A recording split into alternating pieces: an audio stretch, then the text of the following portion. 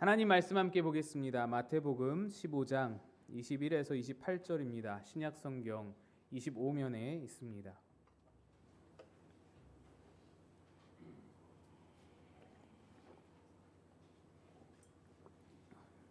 마태복음 15장 21에서 28절의 말씀입니다.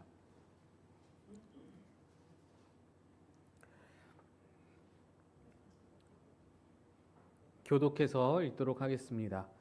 예수께서 거기서 나가사 두로와 시돈 지방으로 들어가시니 가나안 여자 하나가 그 지경에서 나와서 소리질러 이르되 주 다윗의 자손이여 나를 불쌍히 여기소서 내 딸이 흉악하게 귀신 들렸나이다 하되 예수는 한 말씀도 대답하지 아니하시니 제자들이 와서 청하여 말하되 그 여자가 우리 뒤에서 소리를 지르오니 그를 보내소서. 예수께서 대답하여 이르시되 나는 이스라엘 집에 잃어버린 양 외에는 다른 데로 보내심을 받지 아니하였노라 하시니 여자가 와서 예수께 절하며 이르되 주여 저를 도우소서. 대답하여 이르되 자녀의 떡을 취하여 개들에게 던짐이 마땅하지 아니하니 여자가 이르되 주여 올소이다마는 개들도 제 주인의 상에서 떨어지는 부스러기를 먹나이다 하니 이에 예수께서 대답하여 이르시되 여자여 내 믿음이 크도다 내 소원대로 되리라 하시니 그때로부터 그의 딸이 나으니라. 아멘. 할렐루야. 우리 주님의 크신 은혜와 사랑이 오늘도 여러분 심령과 가정과 일상 위에 충만하게 넘치시기를 바랍니다. 요즘 침체되었던 한국 영화계가 들썩이고 있다고 합니다.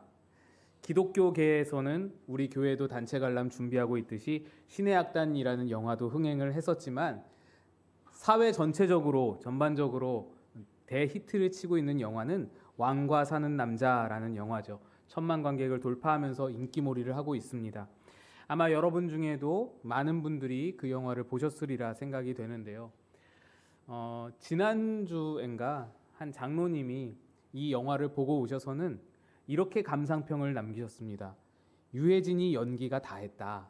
이렇게 감상평을 말씀하셨습니다. 그 얘기 들으면서 좀 생각을 해봤는데 영화나 연극에 있어서 감독의 연출, 작가의 스토리 굉장히 중요한 것이지만 어쩌면 배우의 연기가 감독의 연출과 작가의 스토리보다 훨씬 더 중요할 수도 있다라고 보여준 영화가 바로 왕과 사는 남자가 아닌가 생각해 보았습니다. 여러분, 연기가 무엇인가요? 연기는 단순히 흉내내는 것이 아닙니다.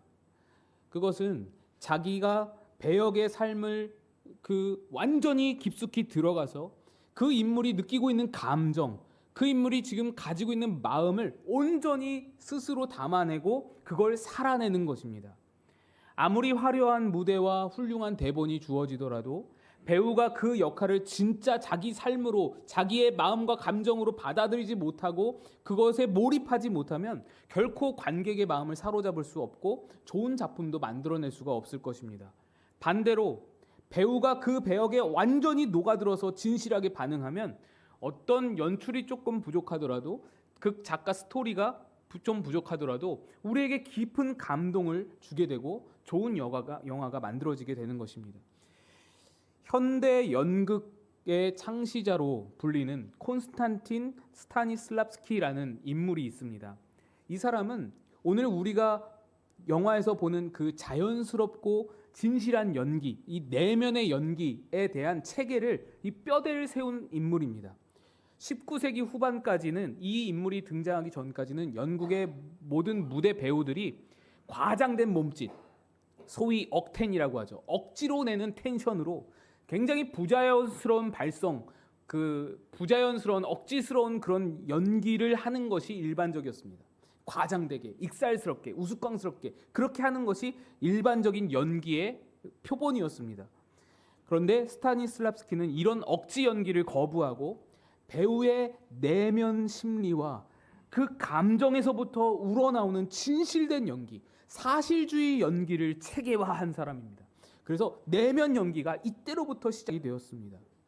그가 모스크바의 예술극장을 설립할 때 배우들이 지켜야 할 극장의 윤리와 수칙을 정하면서 가장 중요하게 내세운 원칙이 하나 있습니다. 진실된 연기를 표방하는 그가 가장 배우들에게 가장 중요하게 내세운 원칙이 무엇이냐? 이것입니다. 작은 배역은 없다. 오직 작은 배우만 있을 뿐이다.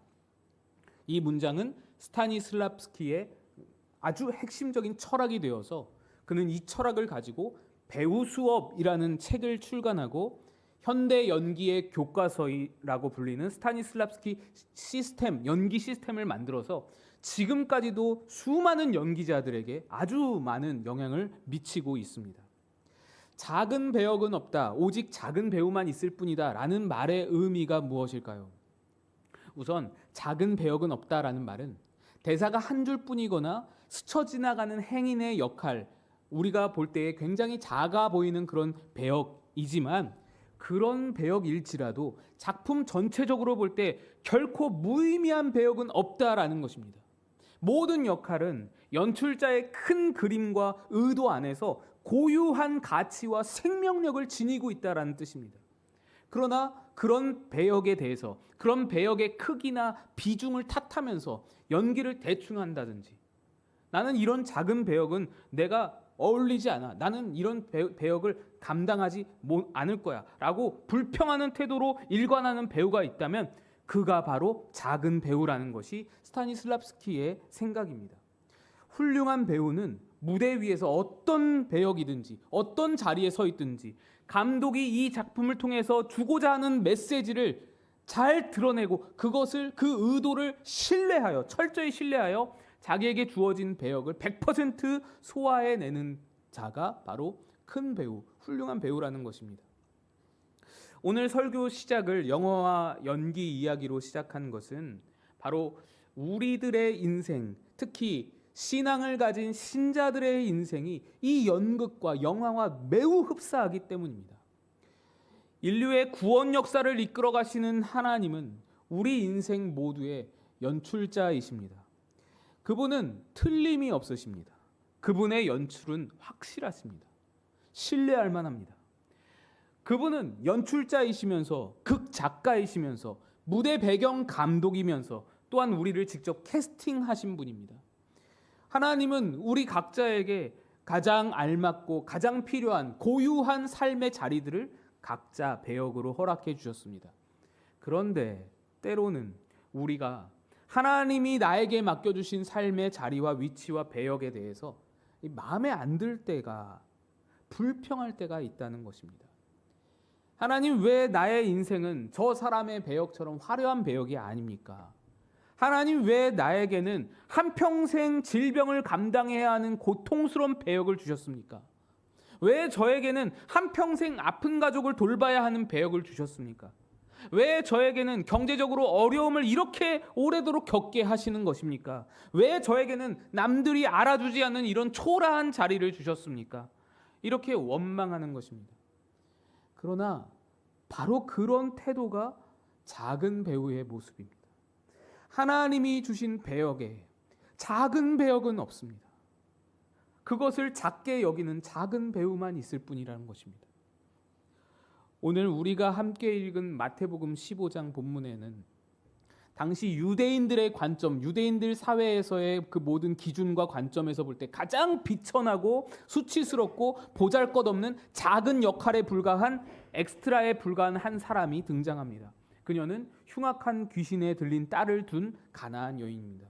가나안 여인은 예수님이 자기 동네 근방에 오셨다는 소문을 듣고 즉시로 예수님께 달려나왔습니다.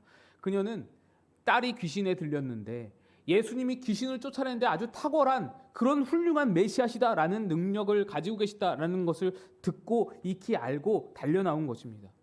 나오자마자 그녀는 예수님을 향해서 주여 나를 불쌍히 여기소서라고 외칩니다. 다윗의 자손이여 나를 불쌍히 여기소서라고 소리칩니다. 불쌍히 여기소서라는 그 말이 예수님의 마음을 언제나 움직여 왔습니다. 어느 순간에나 불쌍히 여기소서라고 외치면 예수님은 언제나 반응하시고 움직이시고 그에게 응답하신 예수님입니다. 그런데 오늘 이 본문에서는 예수님이 한마디도 하지 않으십니다. 그녀를 철저히 외면하십니다. 23절 보시면 예수는 한 말씀도 대답하지 아니하시니 제자들이 와서 청하여 말하되 그 여자가 우리 뒤에서 소리 지르오니 그를 보내소서. 예수님이 그에게 침묵하셨습니다. 좋게 말해서 침묵이지 심하게 말하면 무시라고 해도 그렇게 보일 정도로 아주 비정한 모습입니다. 제자들이 오히려 시끄러우니까 예수님 좀 보내주세요. 예수님 좀 반응 좀 해주세요. 대답 좀 해주세요. 좀 너무 시끄러워요. 저 불결한 여인, 저 가나안 여인 자꾸 우리 곁에 달라붙는데 좀 떠나가게 해주세요. 라고 귀찮아할 정도로 예수님이 침묵하셨다는 겁니다.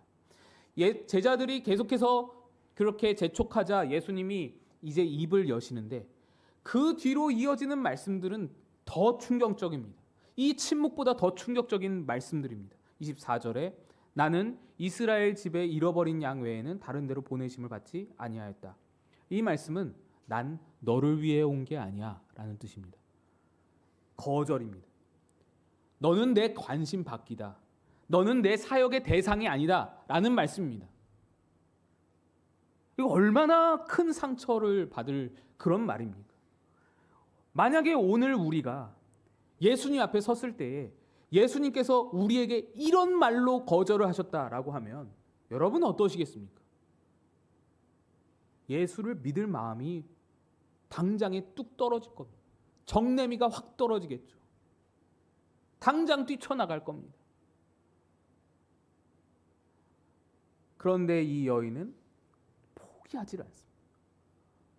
그런데도 불구하고 예수님께 다가와서 엎드려 절을 하면서 주여 저를 도우소서라고 외칩니다.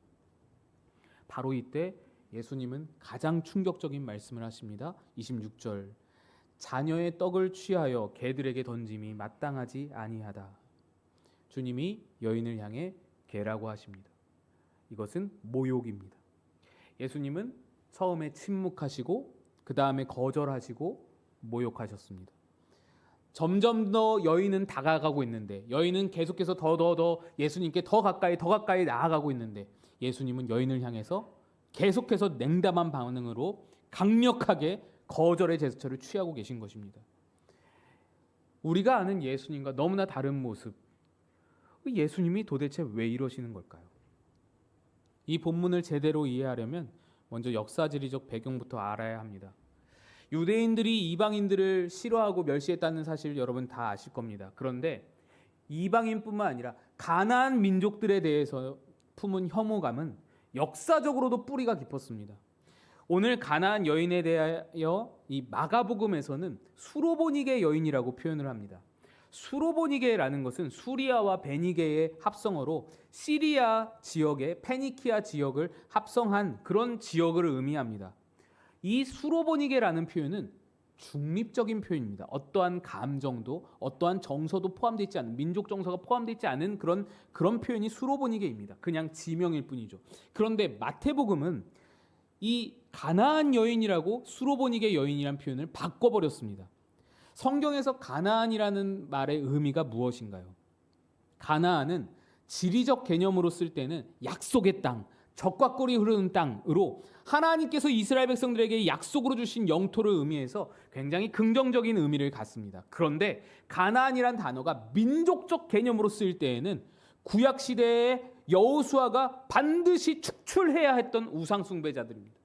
그리고 그들은 그 우상 숭배자들을 완전 축출에 실패하여서 이스라엘 역사 내내 가나안은 이스라엘 백성들을 괴롭히고 이스라엘 백성들을 끊임없이 유혹하고 계속해서 좋지 않은 영향을 미쳐서 우상 숭배의 타락의 길로 빠지게 만들었던 철천지 원수 사탄 마귀가 이 가나안입니다.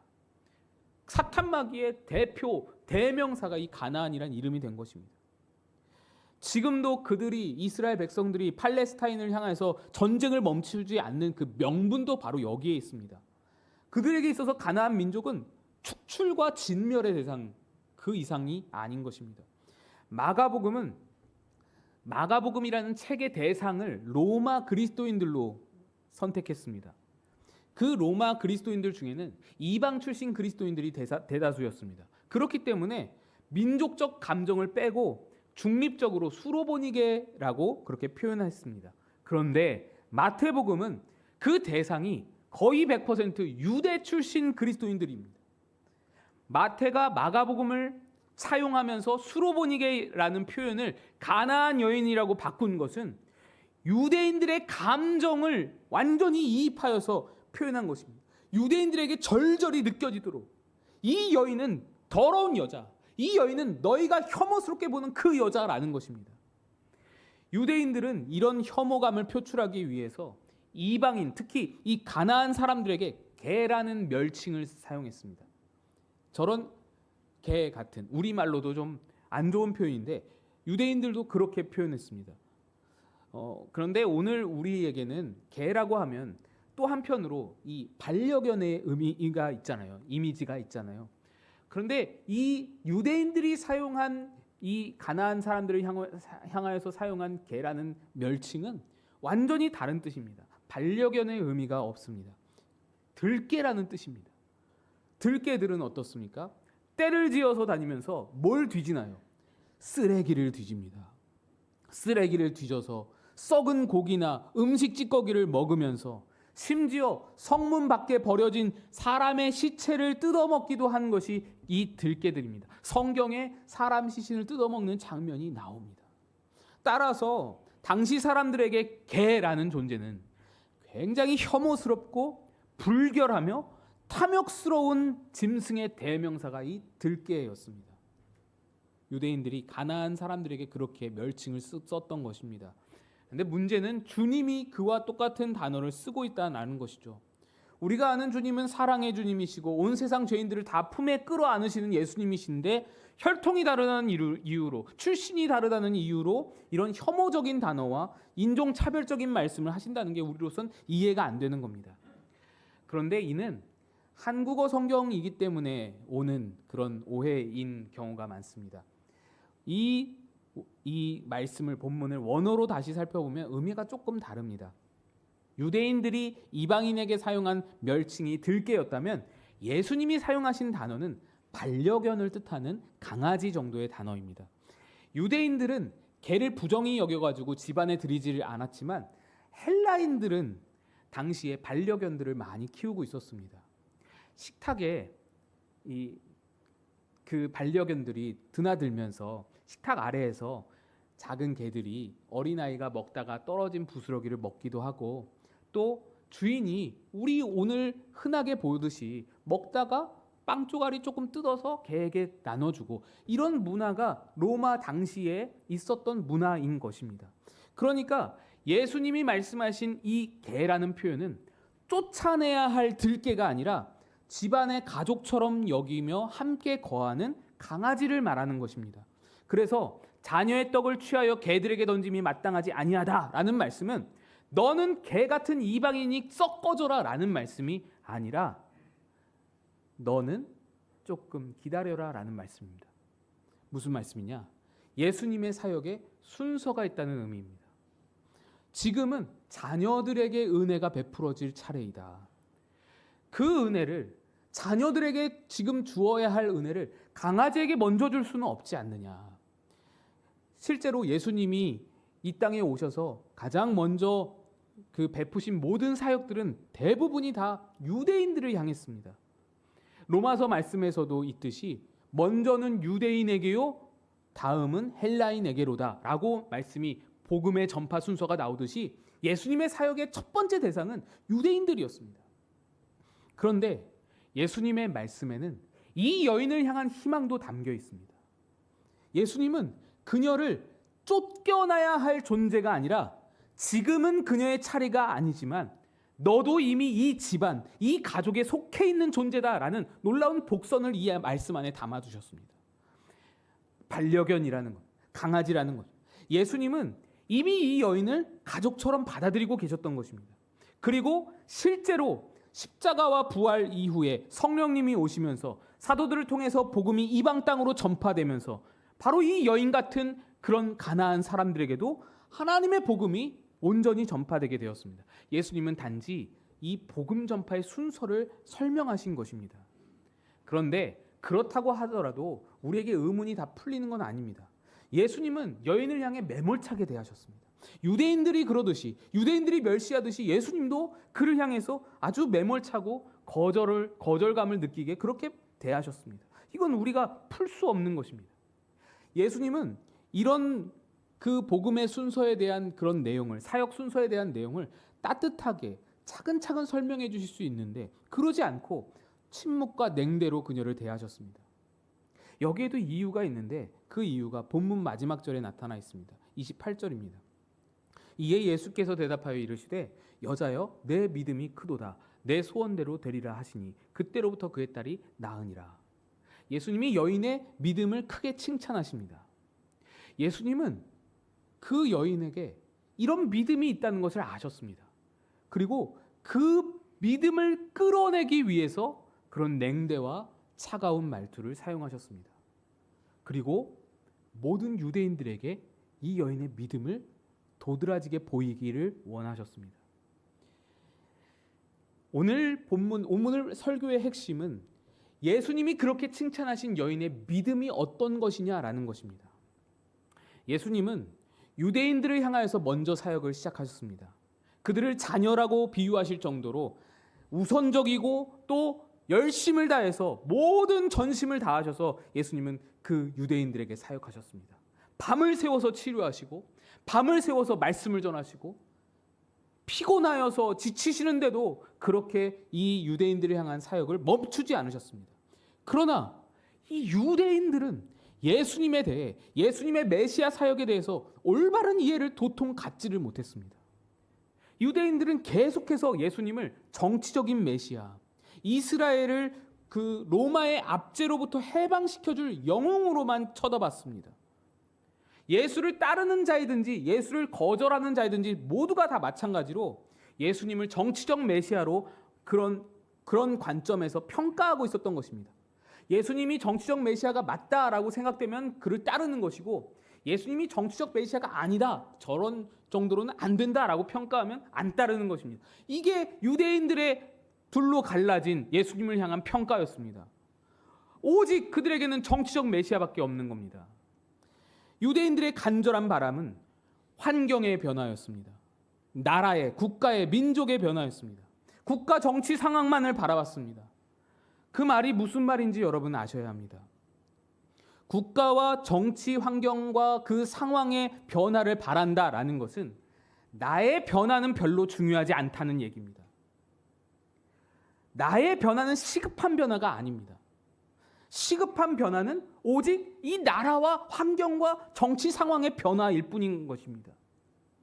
다시 말해서 유대인들은 자기 자신을 위한 메시아는 필요치 않았습니다.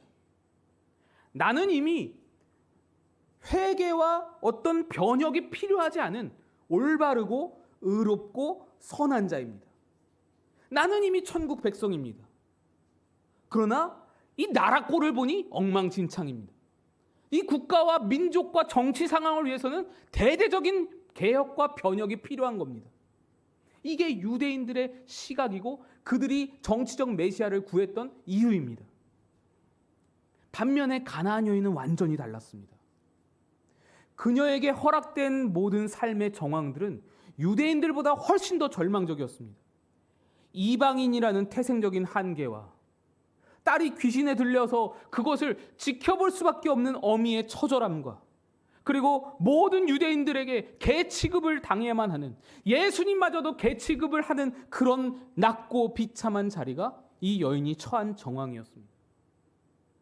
그런데 이 여인은 자기를 멸시하고 냉대하는 예수님 앞에서도 그 환경을 탓하지 않습니다.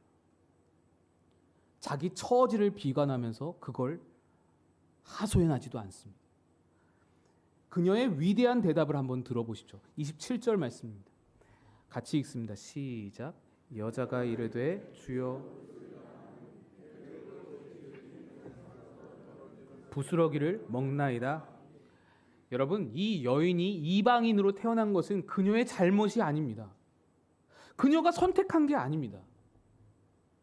오직 하나님의 주권으로 그녀가 이방 땅에 이방인의 부모의 자녀로 태어났을 뿐입니다.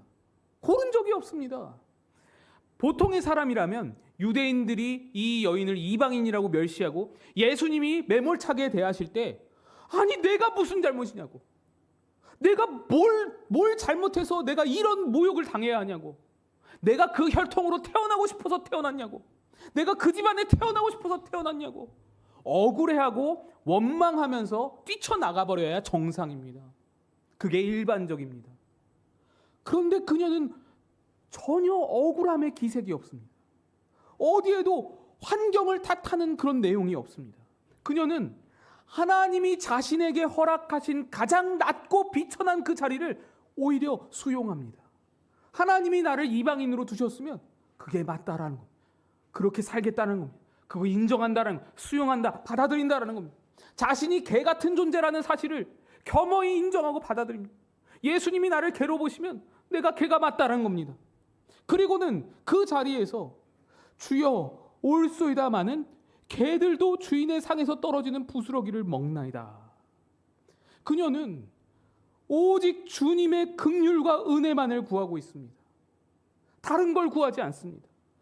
부스러기 같은 은혜랄지라도, 그 부스러기만한 은혜랄지라도 그게 없으면 나는 살 수가 없어요. 이걸 말하는 겁니다.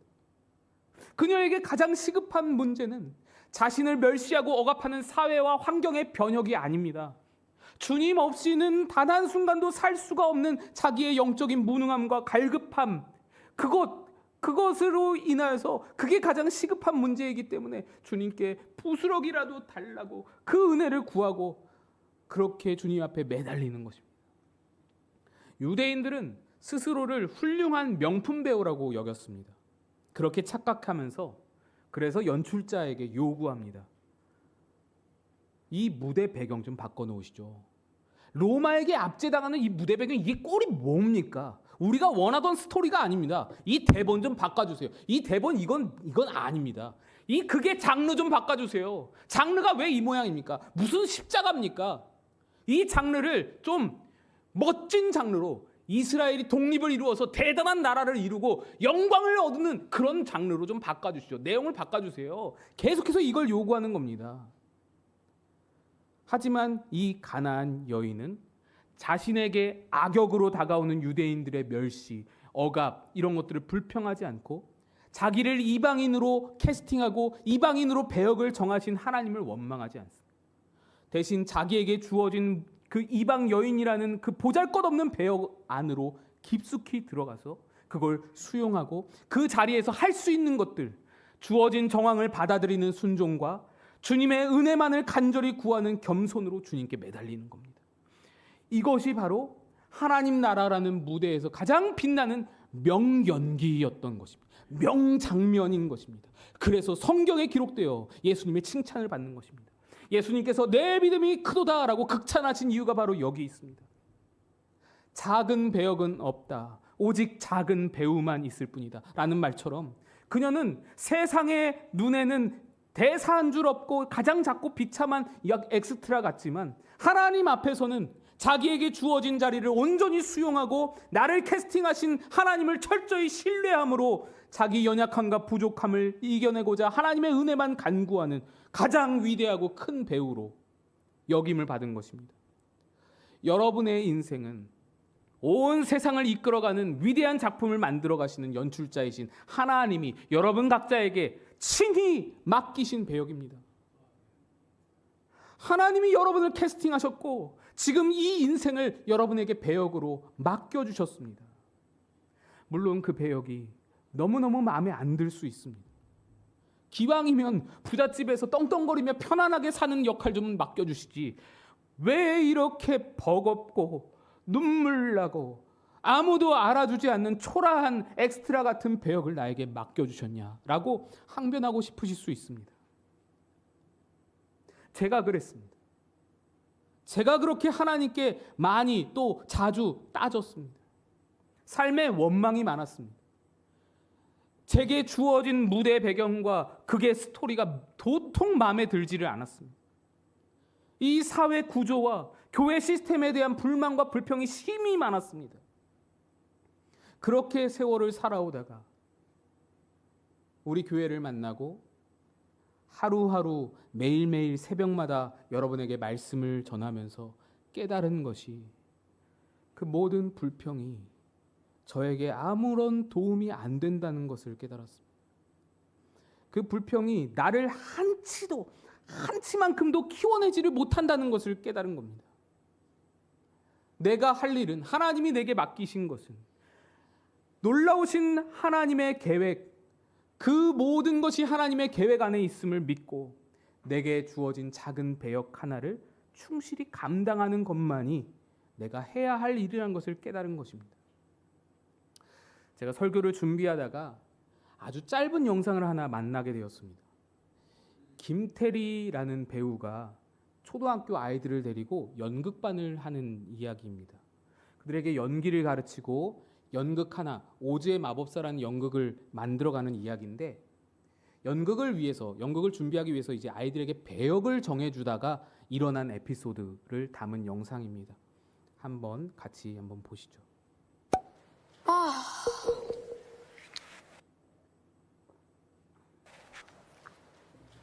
칭찬해주세요. 효민이 스스로 칭찬해주세요. 알았죠? 잘했어. 스스로 너무 칭찬해주세요. 잘했어. 아이고. 선생님 마음이 복잡하네. 토토 진짜 잘하거든? 너 토토 진짜 잘해. 선생님 토토 어제 읽는데 진짜 너무너무 잘해가지고 선생님 많이 웃은 거 알지 너? 진짜 많이 웃었잖아.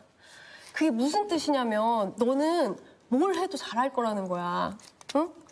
선생님 알아. 너 적극적으로 하면은 너 진짜 다 잘할 수 있어.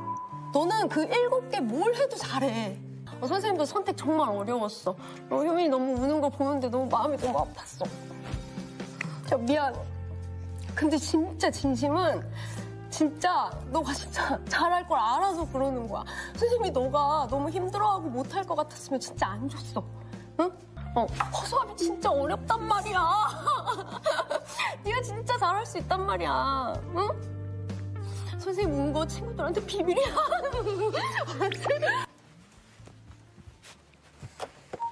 조심히 가.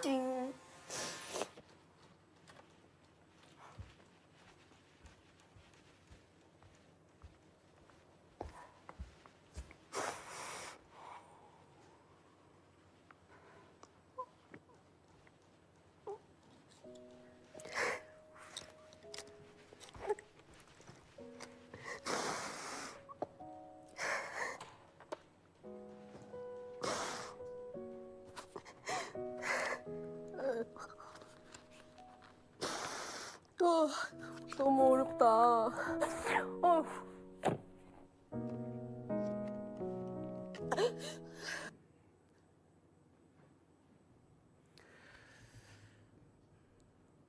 여러분, 선생님의 그 어려운 마음이 잘 느껴지시나요? 바로 그 마음이 하나님의 마음입니다. 선생님이 이렇게 말합니다. 너가 너무 힘들어하고 못할 것 같았으면 진짜 그거 안 줬어. 허수아비 진짜 어렵단 말이야. 너가 정말 잘할 수 있다는 걸 알아서 주는 거야. 우리가 고단한 환경과 벅찬 배역들 속에서 눈물을 흘리면서 원망할 때 하나님이 우리에게 하시는 말씀이 바로 이겁니다. 때로는 내가 짊어진 십자가가 너무 무겁고 왜 하필 나에게 이런 억울하고 아픈 배역을 주셨는지 주저앉아 묻고 싶을 때가 얼마나 많습니까? 하지만 하나님이 여러분에게 그 일을 맡기시는 것은 여러분이 아니면 안 되기 때문입니다. 너가 아니면 아무도 못해. 너가 정말 잘할 수 있다는 걸 내가 알고 믿기 때문에 너에게 맡긴 거야. 너밖에 없어. 하나님은 여러분이 그 어려운 배역을 주님의 은혜를 의지하면서 능히 감당해낼 것을 아신 겁니다. 여러분을 믿으셨기 때문에 아무나 감당할 수 없는 그 어려운 자리를 바로 여러분에게 믿고 맡기신 겁니다. 그러니 여러분은 이제 더 이상 무대 배경 바꿔달라고, 내 대본 좀 바꿔달라고, 내 대본 좀 고쳐달라고, 내 남편 좀 고쳐놓으라고, 내 마누라 좀 고쳐놓으라고, 이렇게 작은 배우같이 어린 아이 같은 그런 태도에서 벗어날 수 있어야 합니다. 하나님 마음을 알아야 합니다. 하나님의 고충을, 하나님의 그 마음 아픔을 여러분도 이해하는 자가 되셔야 합니다. 가나안 여인처럼 비록 내 삶의 자리가 비참해 보일지라도 그곳에서 그 비참한 자리에서 부스러기 같은 은혜일지라도 주님의 은혜만을 구하면서 내게 주어진 인생 배역을 온전히 끌어안을 때 거기에 열매가 있습니다. 나를 캐스팅하신 연출자 하나님의 선하심을 100% 신뢰하면서 엎드릴 때 여러분이 삶으로 묵묵히 살아내는 그 순종의 연기를 통해 하나님의 명장면이 연출되는 겁니다. 놀라운 작품이 완성되는 것입니다. 우리도 할 수 있습니다. 여러분도 할 수 있습니다. 우리도 이 가나안 여인의 믿음을 보일 수 있습니다. 우리 모두 다 오늘 우리에게 허락하신 각자의 삶의 무대 위에서 우리의 연출자이신 하나님께로부터 내 믿음이 정말 크도다 라고 극찬을 받으시는 위대한 배우들이 다 되시기를 주님의 이름으로 간절히 축원드립니다. 같이 기도하겠습니다. 하나님 아버지, 오늘 가나안 여인의 모습을 통해 참된 믿음이 무엇인지 깨닫게 하시니 감사합니다. 오늘 우리에게 주어진 자리가 하찮고 비천해 보일지라도 하나님은 작은 배역이 없다 말씀하십니다. 주님의 주권과 주님의 섭리와 주님의 선하심을 신뢰하면서 나를 이 자리에 캐스팅하신 주님의 크신 계획에 순종함으로 나아가게 하여 주옵소서. 오늘 가나안 여인처럼 원망하고 탓하기보다 주의 은혜를 구하는 겸손으로 하나님 아버지 앞에 설 수 있도록 우리를 인도하여 주옵소서. 그리고 이제는 어떤 무대 배경, 어떤 어려운 상황의 대본이 주어지더라도 나를 이곳에 불러 주인공 삼으신 주님만을 철저히 의지하며 하나님의 작품에 참여하며 하나님 나라 역사의 위대한 명장면을 남기는 우리 모두 큰 배우들 되게 인도하여 주옵소서. 예수님 이름으로 기도드리옵나이다. 아멘.